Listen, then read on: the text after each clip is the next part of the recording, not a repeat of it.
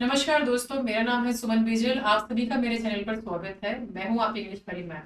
So guys, आज हम लोग डिस्कस करने वाले हैं आपके सेंटेंस इंप्रूवमेंट टॉपिक को। आपके पीवाई क्यूज है जो हम सॉल्व करेंगे थोड़ी बहुत।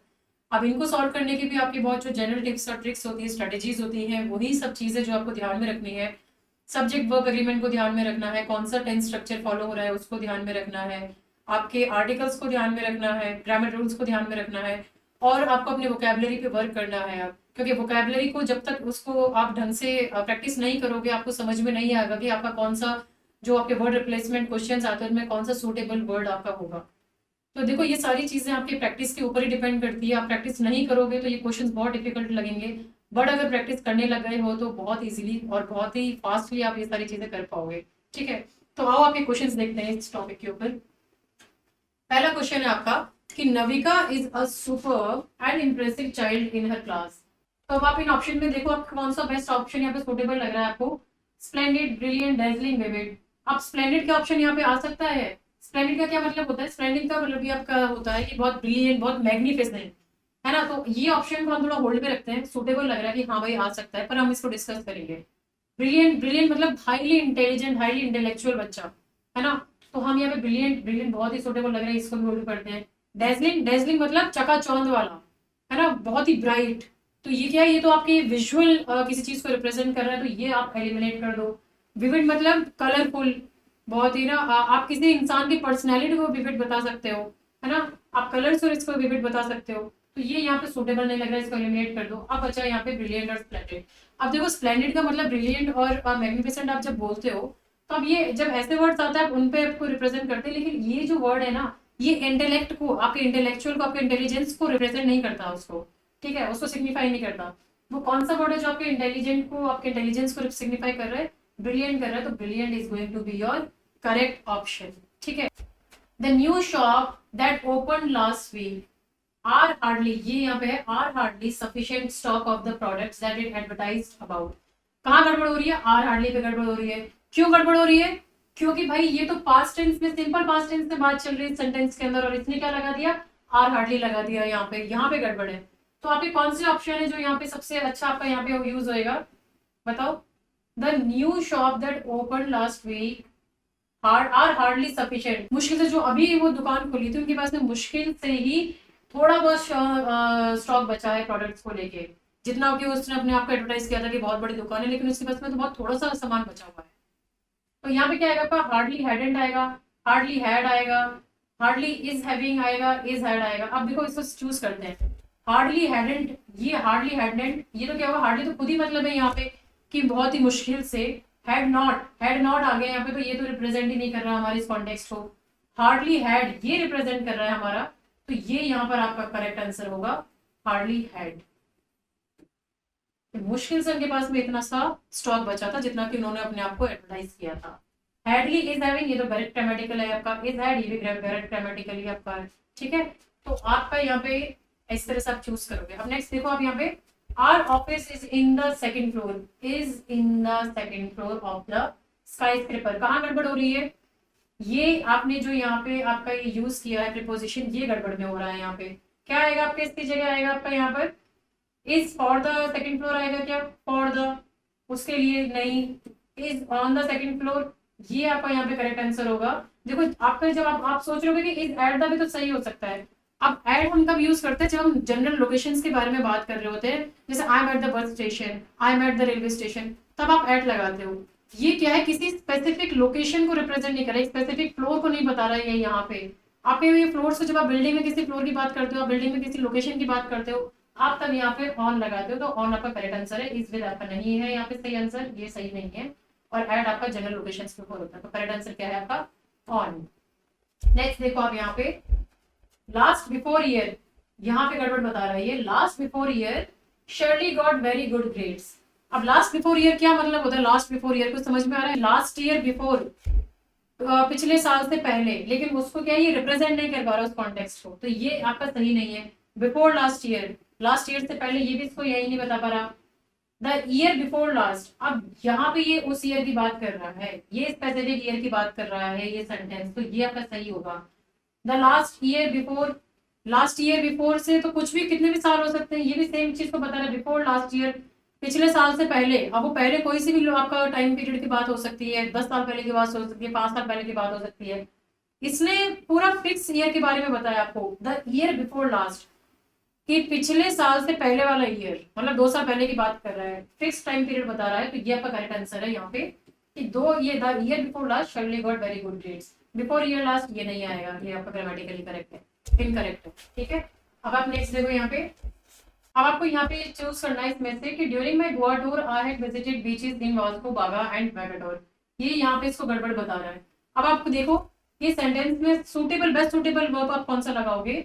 विजिटेड लगाओगे, हैव विजिटेड लगाओगे, वॉज विजिटेड लगाओगे, या हैड विजिटेड लगाओगे? अब ये क्योंकि हो चुका है, ये सेंटेंस हम बात कर रहे हैं कि एक इंसिडेंट्स की या फिर एक इवेंट की जो ऑलरेडी हो चुका है। तो यहाँ पे आपका जो बेस्ट सुटेबल लग रहा है वो तो सिंपल पास्ट वाला लग रहा है, विजिटेड लग रहा है, तो इसको होल्ड में रखते हैं। हैव विजिटेड आएगा? नहीं आएगा, क्योंकि ये तो प्रेजेंट परफेक्ट में है। ये तो आपकी कोई चीज हो रही है उसके बारे में बात कर रहा है। वॉज विजिटेड यहाँ पे नहीं आएगा, क्योंकि ये प्रेजेंट कंटिन्यूअस में बात नहीं हो रही है, पास्ट कंटिन्यूअस में बात नहीं हो रही है। हैड विजिटेड, हैज विजिटेड ये तब आता जब हम एक इवेंट होने से पहले एक और इवेंट की बात करते हैं, पर यहाँ पे कोई स्पेसिफिक क्लियर इवेंट ऐसा है ही नहीं, मेंशन नहीं है, तो हमारा ये भी नहीं आएगा। तो आपका बेस्ट सुटेबल वर्ब यहाँ पे क्या यूज हो रहा है? विजिटेड यूज हो रहा है, तो यहाँ पे विजिटेड आएगा। ठीक है, अब आप नेक्स्ट देखो यहाँ पे, identify the sentence that correctly uses the indefinite article. Indefinite article कौन से होते हैं आपके? ए एन, ये आपके इनडेफिनिट आर्टिकल है। डेफिनिट आर्टिकल क्या है? द। ठीक है, आर्टिकल्स में देखा था ना, आपने वीडियो नहीं देखा तो उसे फिर से देखो, आपको समझ में आएगा हम किस चीज की बात कर रहे हैं। आपका ऑप्शन है amateur is a noun which refers to a person who takes part in an activity as a hobby or for pleasure and not as a job। ठीक है, अब ये सेंटेंस कैसा लग रहा है आपको? ये सही लग रहा है क्या? Amateur, amateur is a noun. अब ये नाउन है ना, ये एक पर्सन को रिप्रेजेंट कर रहा है। Which refers to a person, यहाँ तक सही जा रहा है। Who takes part in an activity. अब आपका ये क्या हो गया? यहाँ पे वॉवल साउंड से आपका एक वर्ड स्टार्ट हो रहा है, उससे पहले एन लगाया, तो ये तो सही जा रहा है आपका। एज अ हॉबी और for pleasure and not as a job. ये सेंटेंस तो सही लग रहा है हमें, होल्ड में रखते हैं इसको, देखते हैं कि और कोई सेंटेंस इसके जैसा है कि नहीं है। अब है amateur is a noun which refers to a person who takes part in an activity as a hobby और for pleasure and not as an job. As an job क्या हो गया? ये तो गलत है, इंडेफिनिट आर्टिकल, इसने एन को गलत यूज किया। एन कहाँ यूज होता है? आपके वॉवल से पहले, ए ई आई ओ यू से पहले यूज होता है, ये तो गलत है यहाँ पे। तो ये आपका क्या है? ये आपका ऑप्शन एलिमिनेट कर दो आप। फिर आप देखो, सीखो, amateur is a noun which refers to an person. An person क्या हो गया? अगेन आपका ये आपने इंडेफिनिट आर्टिकल यहाँ पे गलत यूज कर दिया, एन को वॉवल से, आप वॉवल के साथ में यूज नहीं किया। Who takes part in an activity as a hobby or for pleasure and not as a job। Eliminate कर दो इस क्वेश्चन, इसको भी। डी है amateur is a noun which refers to a person who takes part in a activity। In a activity आप ए को use नहीं कर सकते हो यहाँ पे, क्योंकि आपका यहाँ पे वॉवल, आपका वॉवल साउंड से स्टार्ट हो रहा है, तो क्या यूज करोगे? एन यूज करना चाहिए था आपको यहाँ पे, है ना, ये नहीं करना चाहिए था। तो आपका ये भी गलत हो गया है, तो इसको भी आप एलिमिनेट कर दो। करेक्ट सेंटेंस क्या है आपका? ए करेक्ट सेंटेंस है, क्योंकि ये सारे आपके जनरल रूल्स है, उनको फॉलो कर रहा है। ठीक है, अब आप देखो, identify the sentence structure that identify the sentence that correctly uses the indefinite article. Same he question है उसका, उसी के जैसे एक और क्वेश्चन है, देखो। Cloud seeding involves use of chemicals that target rain bearing clouds above a catchment area such as a river, reservoir और an lake. Indefinite article use हुआ है, लेकिन कहाँ यूज हुआ है? लेक के साथ यूज हुआ है। तो लेक तो आपका वॉवल साउंड के साथ में स्टार्ट नहीं हो रहा है, तो आप इसको कैंसिल कर दोगे। सेकंड देखो, cloud seeding involves use of chemicals that target rain bearing clouds above a catchment area such as a river, reservoir और अ लेक। ये यहाँ पे सही लग रहा है हमें, देखते हैं, इसको होल्ड पे रखते हैं यहाँ पे। यहाँ पे देखो थर्ड वाला, cloud seeding involves use of chemicals that target rain bearing clouds above an catchment बोल रहा है। एन कहाँ यूज कर दिया? कैचमेंट से पहले यूज कर दिया इंडेफिनिट आर्टिकल को, जो कि वावल नहीं है, तो ये क्या हो गया आपका? गलत हो गया, इसको एलिमिनेट कर दो यहाँ पे। डी आता है, cloud seeding involves use of chemicals that target rain bearing clouds above an catchment. वही फिर से एन कैचमेंट यहाँ पे लगा दिया है, यहाँ पे सेम ही आपका रिपीट कर दिया है, तो आपका ये आंसर भी क्या होगा? गलत होगा, एलिमिनेट हो जाएगा। देखो, अगर आप ऐसे देखोगे ना, स्किम करोगे, से फटाफट से रीड करोगे, तो चारों ऑप्शन सेम ही लगेंगे। ध्यान से रीड करना होता है ताकि छोटी छोटी सी गलतियों को पकड़ लो। तो आपका सबसे करेक्ट ऑप्शन क्या है यहाँ पे? बी है। तो आपका इसी तरह से अपने जब भी आप ऐसे क्वेश्चंस, सेंटेंस इंप्रूवमेंट वाले क्वेश्चंस को सॉल्व करते हो, तो इन चीजों को आपको यहाँ पे ध्यान में रखना होता है। ठीक है, अब आप नेक्स्ट देखो यहाँ पे, reading has the capacity to make a man wise. Reading has the capacity to make a man wise, but reading of only textbooks is like living in room of a same height. क्या गड़बड़ हो रही है यहाँ पे, बताओ मुझे। गड़बड़ ये हो रही है कि इन्होंने यहाँ पे प्रेजेंट परफेक्ट को यूज कर दिया है वर्ब को, जबकि यहाँ पे क्या बात चल रही है, किस टेंस में बात चल रही है, कॉन्टिन्यूअस टेंस में बात चल रही है। तो आप देखते हैं यहाँ पे आपके करेक्ट ऑप्शन क्या है। देखो हमें क्या चीज ध्यान रखनी है, हमें ना सब्जेक्ट और वर्ब को भी ध्यान में रखना है और हमारे टेंस को भी ध्यान में रखना है। अब आप देखो हमारा सब्जेक्ट क्या है, मैन, अ मैन, ये सिंगुलर उसमें है, तो आपको ये चीज ध्यान रखनी है कि हमें क्या है, सिंगुलर उसमें ही लेके चलना है इसको। तो reading shell make a man wise, तो यहाँ पे ये शैल मेक अ मैन वाइज क्या होगा, ये तो फ्यूचर टेंस की बात कर रहा है, तो आप इसको हटा दो, यहाँ पे एलिमिनेट कर दो। यहाँ पे हम फ्यूचर की बात थोड़ी कर रहे हैं, हम तो इन जनरल बात कर रहे हैं। Reading make a man wise, make a man, man तो क्या हो गया आपका सिंगुलर फॉर्म हो गया, इसके साथ में आपने क्या लगा दिया, वर्ब, आपने प्लूरल वर्ब लगा दिया, तो ये गलत हो गया। अब बोल रहा है reading makes a man wise, अब ये यहाँ पे ये चीज सही जा रही है, reading makes a man wise, इसको सही लग रहा है, इसको होल्ड पे रखते हैं। और एक यहाँ कह रहे हैं reading should make a man wise, अब ये तो रिकमेंडेशन दे रहा है, तो ये तो हम यहाँ पे इस कॉन्टेक्स्ट में बात ही नहीं कर रहे हैं। तो करेक्ट आंसर क्या होगा आपका, यहाँ पे सी आपका करेक्ट आंसर होगा। क्यों?